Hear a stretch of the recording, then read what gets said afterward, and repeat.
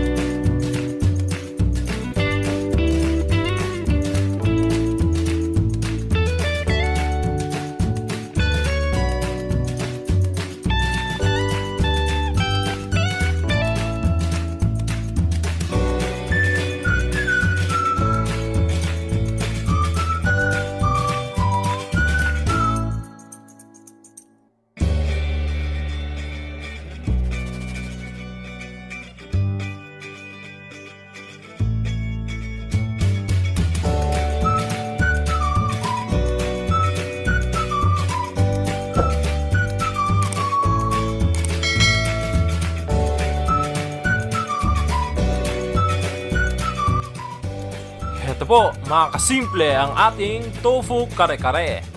Ayan. Sana po magustuhan ninyo. Please like, share, comment, and subscribe. Maraming salamat po.